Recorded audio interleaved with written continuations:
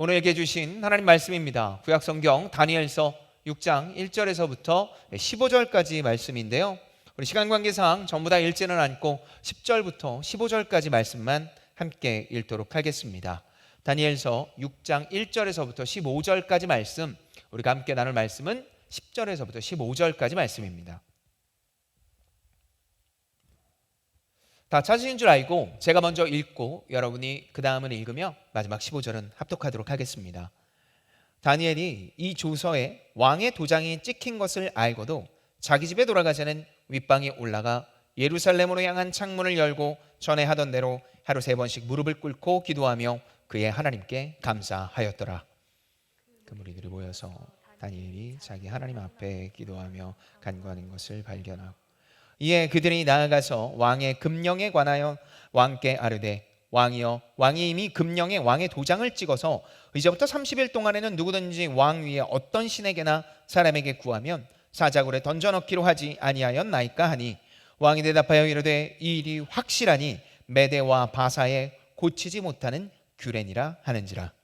그들이 왕 앞에서 말하여 이르되, 왕이여, 사로잡혀온 우다소니 다니엘이 왕과 왕의 도장이 찍힌 금령을 존중하지 아니하고 하루 3번씩 기도하나이다 하니, 왕이 이 말을 듣고 그로 말미암아 심히 근심하여 다니엘을 구원하려고 마음을 쓰며 그를 건져내려고 힘을 다하다가 해가 질 때 이르렀더라. 다 같이 읽겠습니다.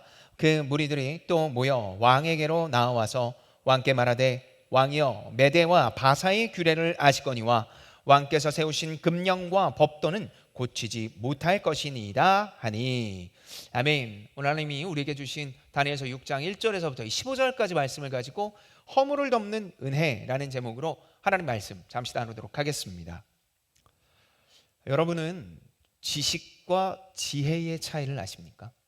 지식과 지혜의 차이. 한글로는 다르죠. 한글로 다른 것 말고 지식과 지혜의 차이가 뭔지 정확히 아십니까?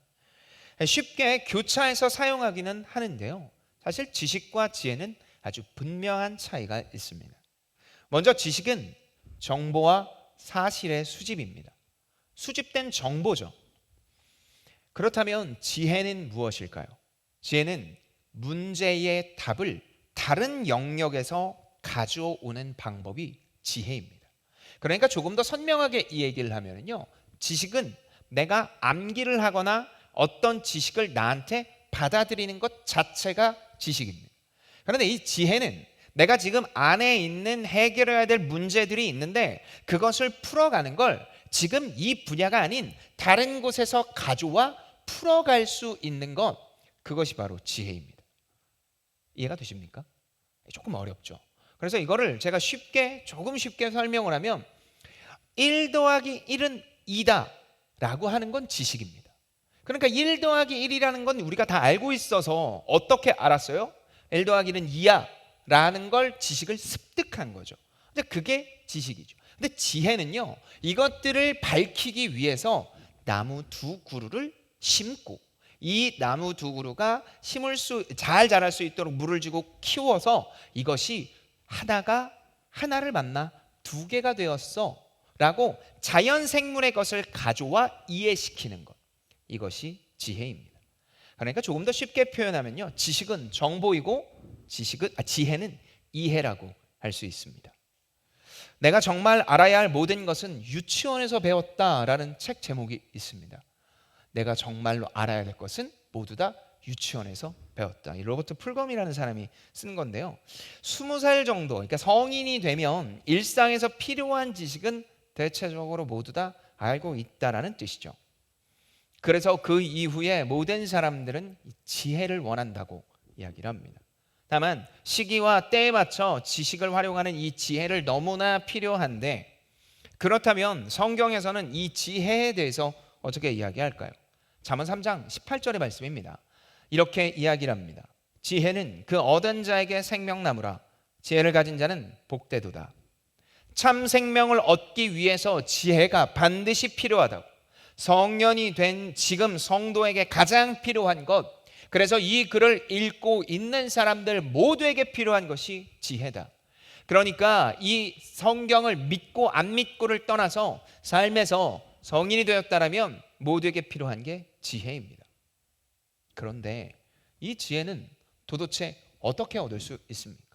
돈을 주고 사는 거면 일확천금을 얻은 그 수많은 돈을 가지고 얻고 싶은 게 지혜인데 도대체 그 지혜는 어떤 방법으로 얻을 수 있습니까?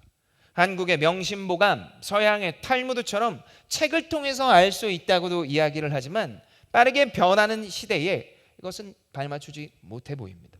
심지어 책으로 안다고 하는 사람들에게 정말 그 많은 것들을 얻고 있냐라고 이야기를 해서 도서관에 함께 가면 도서관에 나타난 그 수많은 책을 보며 내가 지혜를 얻어야 되겠다는 생각보다 그 엄청난 책 양에 압도를 당하는 경우가 많이 있습니다.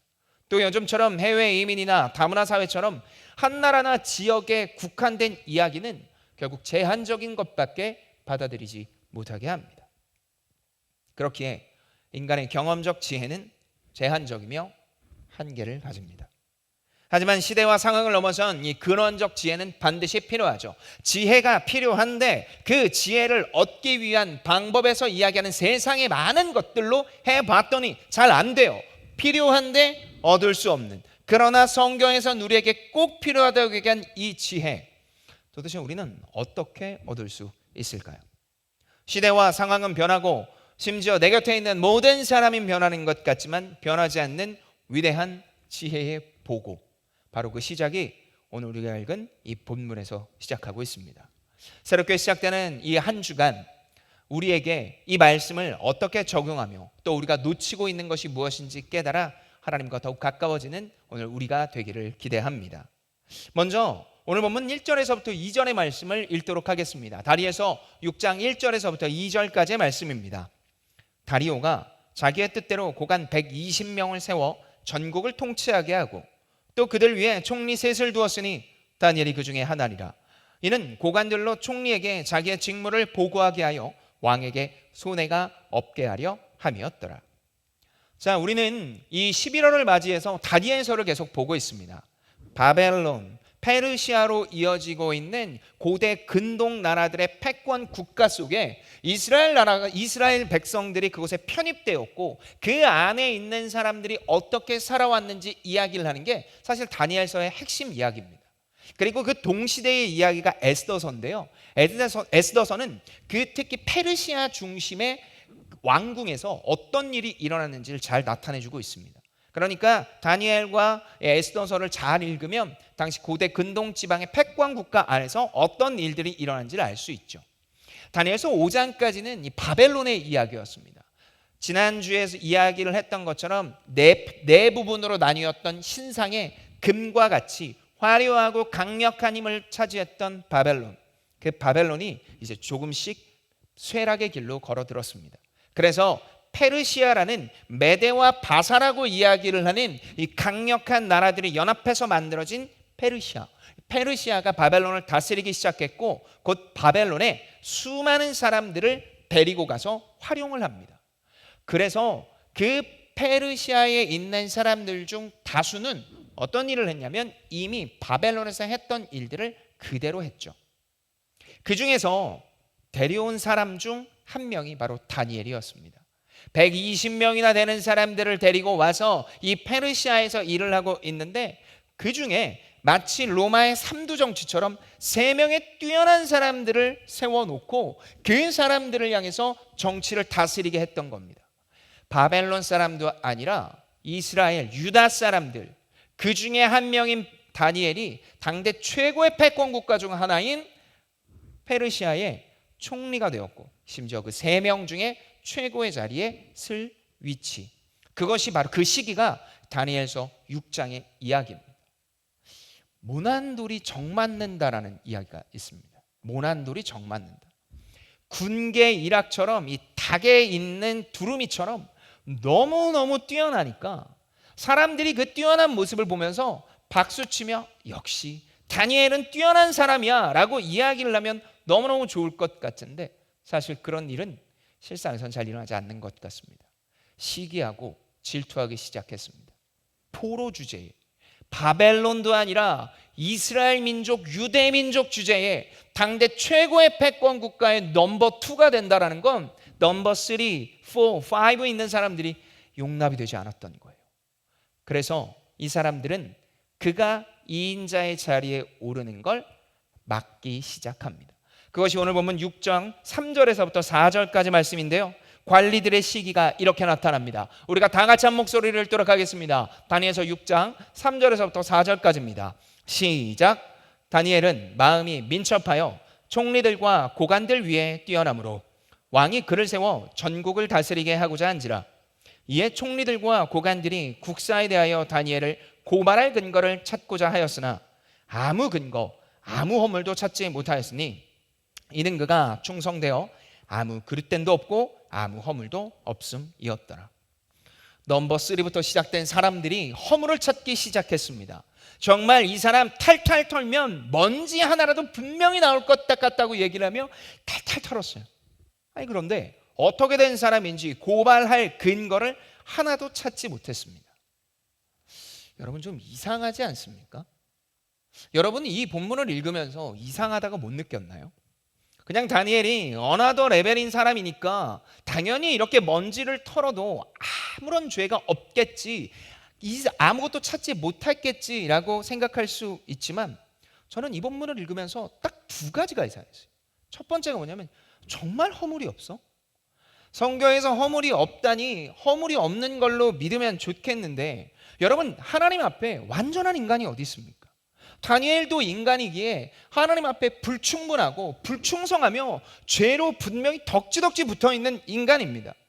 그런데 지금 이 다니엘이 하나님 앞이 아닌 사람 앞에서 아무것도 죄가 없는 것처럼 보였다라는 겁니다. 저는 동의가 되지 않더라고요.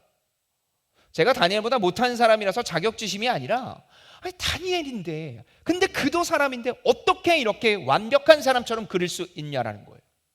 그런 의문을 가지고 있던 중 이 본문 6장 3절에 처음에 이 단어에 눈이 꽂혔습니다. 마음이 민첩하여. 민첩하다고 하는 건 치타나 표범 같은 동물에게 붙여지는 것 같은데 마음이 민첩하대요. 이거 좀 이상하지 않아요? 저만 이상해요? 한글을 읽는데 이 민첩하다는 단어가 거슬리는 거예요. 그런데 이 민첩하다라는 단어는 빠르다, 재빠르다라는 뜻이 아니라 영어에서 보면 이렇게 이야기를 합니다. 영어 성경 ESV 버전에서 보면요, Excellent spirit was in him. 그 안에 최고의 영이 임했다라는 뜻입니다. 그러니까 다니엘이 지금 모든 시기 앞에서 모든 사람들의 반응 앞에서 그가 죄가 뻔뻔스러울 정도로 없다라고 이야기를 하는 건 그가 도덕적으로 윤리적으로 완벽한 삶을 살아서가 아니라 excellent spirit was in him. 그 안에 최고의 영이 임했기 때문입니다. 영 중에 영, 최고의 영이 누굽니까? 바로 성령입니다. 그가 하나님으로 말미암아 성령의 임재함을 경험했고 그 임재함으로 말미암아 그 세상 사람들의 눈을 가리고 다시 한번 이 땅에서 하나님의 자녀로 설 수 있었던 겁니다. 다시 말해 사람의 눈에 들키지 않는 모습으로 성령께서 덮어주신 겁니다. 은혜로 말미암는 삶을 다니엘은 경험하고 있었습니다. 시대가 바뀌었습니다. 리더십도 변했습니다. 심지어 사용하는 언어도 바뀌고 사는 장소도 다 바뀌었는데 그에게 허물이 없을래야 없을 수 없는 바로 그 상황 속에서 적응을 못한다고 핍박을 받을 수도 있고 모든 것들 안에 불편한 바로 그 상황에서 그가 허물이 없다, 완벽하다, 아무것도 찾을 수 없다라고 한 이유는 그의 도덕과 그의 신념이 아니라 바로 성령 때문이라는 이야기, 성령의 임재와 성령의 충만함 때문임을 알 수 있습니다. 그렇게 성령의 충만함으로 성령의 은혜로 덮여진 다니엘, 그 앞에 또 다른 폭풍우가 다가옵니다. 오늘 본문 7절입니다. 나라의 모든 총리와 지사와 총독과 법관과 관원이 의논하고 왕에게 한 법률을 세우며 한 금령을 정하실 것을 구하나이다. 왕이여, 그것은 곧 이제부터 30일 동안에 누구든지 왕 외에 어떤 신에게나 사람에게 무엇을 구하면 사자굴에 던져넣기로 한 것이니이다.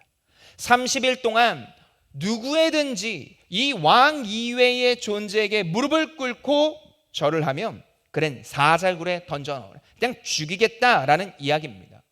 절대 왕정의 시대였습니다. 왕의 카리스마적 리더십이 나라의 모든 것들을 다스리던 시대, 마치 이집트의 파라오처럼 왕을 신의 아들이라고 여겼던 그 시대에 이 왕 이외에 다른 것을 숭배하지 말라는 건 대단한 설득력 있는 이야기입니다. 그런 이유로 다리오 왕은 이 법률을 승인했죠. 당연한 이야기입니다. 곧바로 이 법률은 다니엘의 목줄기를 움켜쥐었습니다. 그리고 다니엘은 절체절명의 위기 앞에 서게 되죠. 그걸 보면 10절의 말씀입니다. 다니엘이 이 조서에 왕의 도장이 찍힌 것을 알고도 자기 집에 돌아가서는 윗방에 올라가 예루살렘으로 향한 창문을 열고 전에 하던 대로 하루 3번씩 무릎을 꿇고 기도하며 그의 하나님께 감사하였더라. 다니엘이 기도를 했습니다. 비록 왕의 도장에 찍힌 문서의 내용을 알았지만 그는 변하지 않았습니다.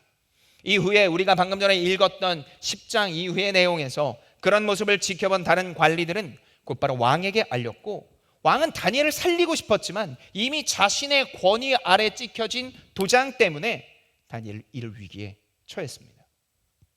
저는 이 부분을 읽으면서 또 의문이 들었습니다. 다니엘, 너무한 거 아니야? 중국어로 말하면 뿌동시라는 말이 있습니다. 앞뒤가 꽉꽉 들어막힌, 정말 너는 정말 이게 놀리거나 답답할 때 하는 이야기인데 뿌동시다 뿌동시라고 이야기하는데, 제가 이 본문을 보면서 이 목마른데 감자나 고구마를 한 4-5개 먹은 것처럼 이렇게 꽉 막히더라고요. 굳이 이런 상황에 자신의 삶의 위기가 올 것을 뻔히 알고도 무릎을 꿇고 기도해야만 했을까? 창문을 열면 다른 사람이 이것 볼 것 뻔히 알면서도 도대체 그는 왜 이렇게 기도했을까? 창문을 열고 무릎을 꿇어야만 하나님이 듣는 건 아니라는 건 이 기도를 많이 한 다니엘이 충분히 알았을 텐데, 도대체 왜 그는 저벅저벅 자신의 삶의 어려움을 경험하는 대로 걸어갔을까요? 지혜롭지 못한 선택인 것 같고, 도리어 이런 모습으로 주변에 있는 다른 유대 민족들도 피해를 입을 것 같았습니다. 바로 이어지는 본문에서 16절 이하에서 다니엘은 결국 사자굴에 들어가는 결과를 보며 비합리적인 것의 끝을 보여주게 됩니다. 심지어 앞서서 이야기한 것처럼 그는 성령의 은혜로 덮여졌습니다. 성령께서 머리부터 발끝까지 덮여주셔서 한 이 다니엘의 선택치고는 정말 그닥 좋아 보이지 않았습니다. 하지만 여기서 우리가 기억할 것이 있습니다. 페르시아의 다니엘에게 있어서 필요한 건 하이브리드 신앙이 아니라 확고하고 선명한 믿음이었기 때문입니다. 당시는 혼합의 시대, 흔히 말한 하이브리드의 시대입니다. 내가 원하는 것을 들어주거나 불안감만 사라지게 되면 신으로 여기던 시대입니다. 이런 시대의 사람들은 필수적으로 신앙의 타협점을 찾게 됩니다. 그래서 조금씩 합리적으로 보이는 선택을 하지만 인생의 일부분만 하나님께 드리면요, 나머지는 스스로 책임지려고 하고 있죠. 아마 사도 바울이 지금 이 페르시아의 시대였다면 다니엘처럼 똑같이 했을 겁니다. 모세가 이 시대에 와도 똑같이 했을 겁니다. 다시 말해서 위기에 왔을 때 기도하라는 것이 아니라 지금 상황 속에서 가장 먼저 기억해야 될 것은 상황적으로 가장 필요한 건 선명한 믿음, 하나님을 향한 유일한 길을 걸어갈 수 있는 것이 필요하다라는 겁니다. 인생의 일부만 하나님께 드리고 나머지는 스스로 책임지는 하이브리드 신앙이 아니라 선명한 은혜의 신앙, 하나님만 선택하며 나아갈 수 있는 자들이 되어야 된다는 이야기입니다. 신앙의 기준이 흐려진 시대에 성령 하나님의 충만함으로 허물이 덮여져 하나님의 믿음으로 말미암는 온전한 고백, 그것이 결국 세상의 공격을 이기는 힘이 된다는 겁니다. 여기서 우리는 시선을 가장 앞으로 돌려보길 원합니다. 다른 영역의 지식을 문제로 가져와 해결하는 지혜, 이거 모두에게 필요하다고 이야기를 했습니다. 아마 여기 계시는 분 모두 다 동의할 겁니다. 그런데 그 지혜를 얻는 방법, 그것은 돈을 주고도 살 수 없고, 그리고 내가 최선을 다해서 책을 읽어도 살 수 없는 바로 그 지혜, 그 지혜는 바로 성령의 은혜, 성령으로 말미암아 주어집니다. 내가 이전에 알고 있었던 지식들은 이미 유치원, 초중고등학교 때 다 알았어요. 그런데 그것들이 지금 이 상황에 꼭 필요한 거라고 깨닫게 하시는 건 내 경험, 내 능력이 아니라 성령께서 도와주셔야 가능하다라는 겁니다.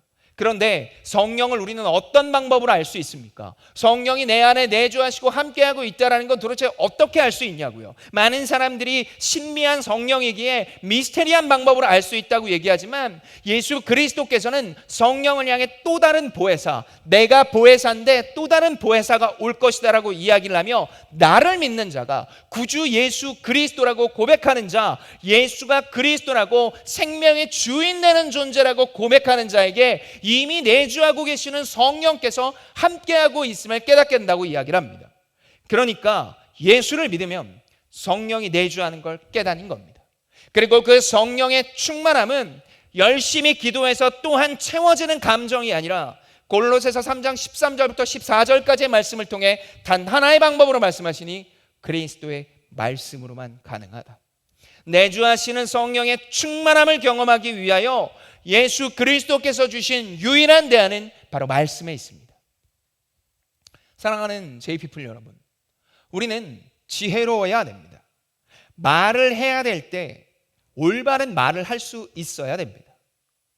내 상대방이 하는 반응에 맞춰 이야기도 할 수 있어야 되고, 틀린 상황 속에서 틀렸다라고 이야기도 할 수 있어야 됩니다.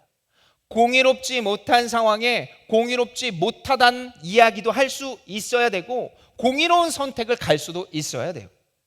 여러분 주변에 여러분이 진짜 좋아하는 사람 말고 싫어하는 사람을 보면은요, 싫어하는 이유가 각자 다 다른 것 같지만 진짜 싫어하는 이유의 핵심적인 가치를 보면 상황 파악이 안 되는 사람을 거의 다 싫어합니다. 사랑으로 덮어줘야 될 때 공의로운 판단을 하는 사람, 공의로운 판단을 해야 될 때 사랑으로 덮는 사람, 앞뒤가 다른 사람, 다시 말해서 낄낄빠빠 제대로 못하는 사람, 그 사람들을 대부분 싫어해요.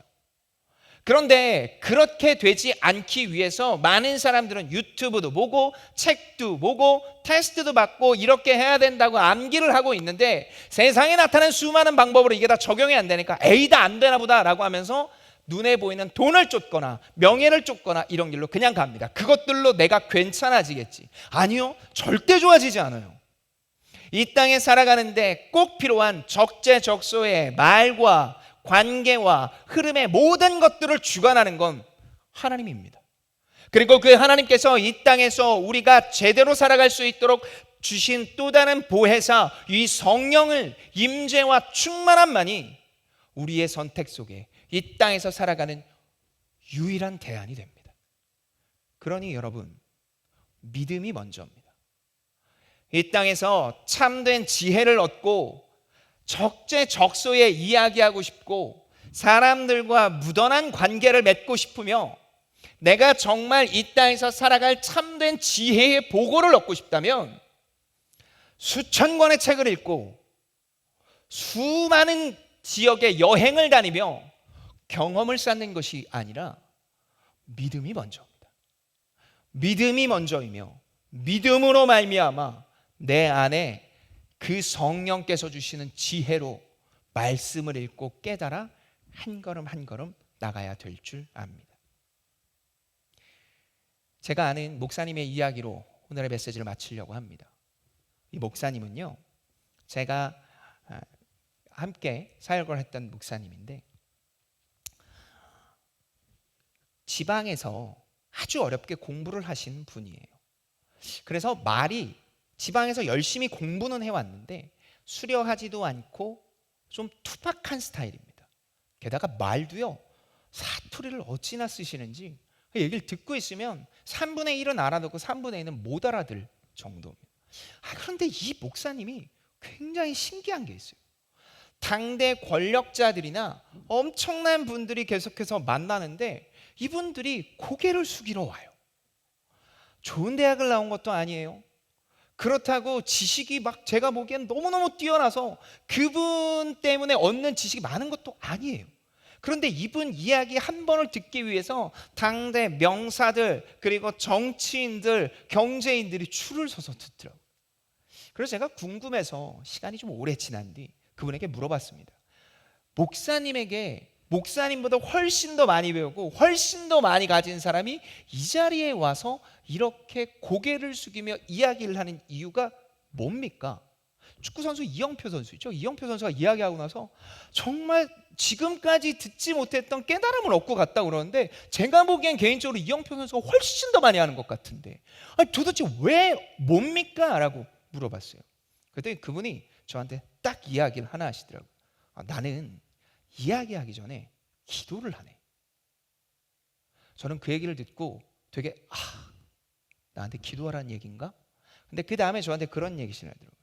김은정 목사, 사람은 상황 속에 있을 때 어떤 상황이 일어날 줄 알 수가 없어. 그런데 단 3분이라도 단 5분이라도 그 사람과의 이야기를 하기에 앞서 간절하게 도와달라는 기도를 하나님이 외면하시겠나? 자넨 믿음이 있나? 그럼 기도하게. 그럼 그 이후의 대화와 모든 것들은 하나님께서 인도하실 거네. 정말 충격적인 이야기였어요. 그 다음부터 저도 적용을 해보는데요, 해보기도 하고 안 해보고 하기도 하는데 정말 차이가 나더라고요. 그래서 저는 이 습관적으로, 이제는 뭐 좋은 습관이죠. 좋은 습관으로 신방을 하거나 이야기를 하기에 앞서 일부러 3분 전에 시간을 떼서 기도를 하고 도와달라고 가고 있습니다. 사랑하는 여러분, 지혜가 필요합니다. 그런데 이 지혜는 우리 힘으로 얻을 수 없습니다. 그래서 최선을 다해 무엇인가 되고 하는 것에 끊임없이 달려간다면 지금 당장은 그것이 나의 만족을 채워줄지 모르지만 목이 마를 때 바닷물을 마시는 것과 같은 일이 될 뿐입니다. 그러니 여러분, 믿음이 필요하며 구주 예수 그리스도를 믿는 믿음으로 말미암아 성령의 온전한 인도와 허물을 덮음을 경험하길 기대합니다. 그리고 그것이 이 땅에서 비록 내 뜻대로 되지 않은 것 같지만 들어서 쓰실 하나님을 더욱더 찬양하는 삶, 그 삶이 우리의 삶이 되길 예수님의 이름으로 축복합니다.